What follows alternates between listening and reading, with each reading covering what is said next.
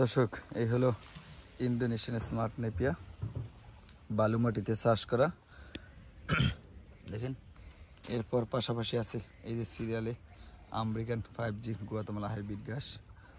এখন এখানে এই যে ভলিউম ওষুধ, এই যে ভলিউম এবং পাশাপাশি সবিকন দিলাম। এটা হচ্ছে এন্টির চাইতেও খারাপ, বিষাক্ত, যেটা 15-20 দিন এই পাতায় যদি পোকা পড়ে রস খায় তাহলে সেই পোকা ধ্বংস হয়ে যায়।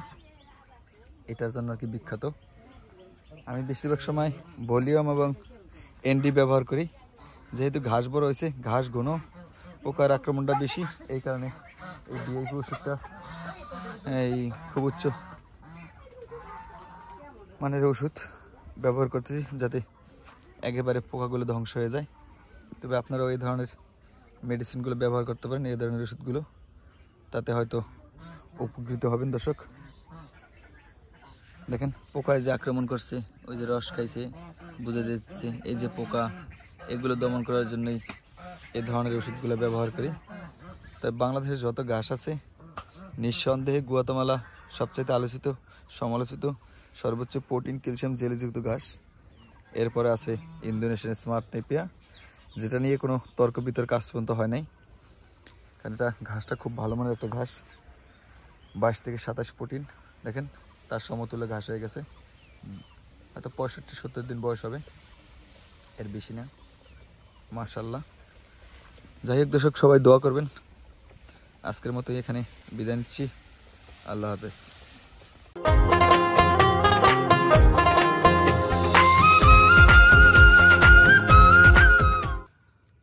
আসসালামু আলাইকুম দর্শক, আশা করি সবাই ভালো আছেন।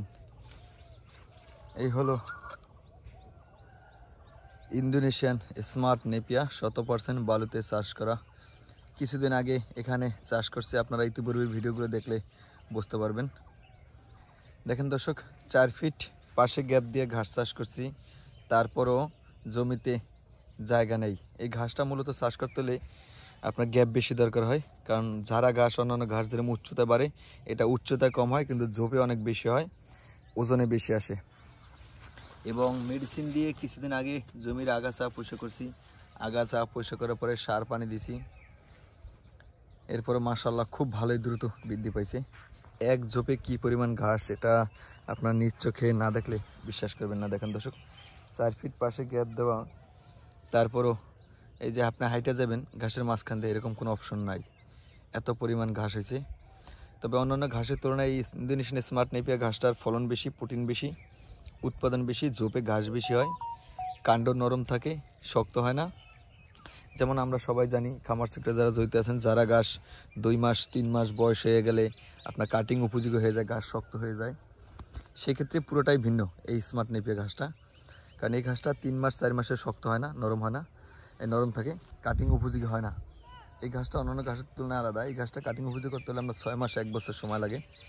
দেখেন কি পরিমাণ ঘাস, এখনও গোড়া আপনার নরম।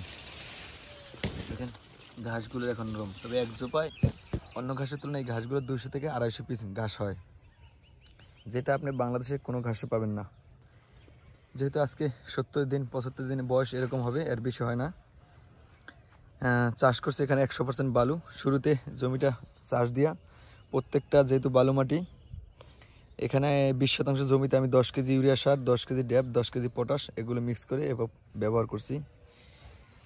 এরপরে আপনার 1 কেজি থিওবিট, 1 কেজি গ্রোজিং, 1 কেজি ম্যাগমা এবং 10 কেজি জিপসার নিছি, পাশাপাশি 20 কেজি ইউরিয়া সার নিছি। এটা ভালো মতো মিক্স করে যেখানে যেখানে চারা পড়ছে, মানে পাশে 4 ফুট, লম্বায় 2 ফুট পর পর 2টা করে কাটিং দিছি, ওই জায়গাটায় 4 চামচের 2 চামচ মিক্স সারগুলো দিছি, দিয়া বালু দিয়া ভালো মতো মিক্স করে তারপর ঘাসগুলো চাষ করছি। তবে অবশ্যই আপনারা চাইলে জৈব সার মিক্স করে দিতে পারেন, সেক্ষেত্রে আর কি ফলন বিশেষে ঝোপ বড় হবে।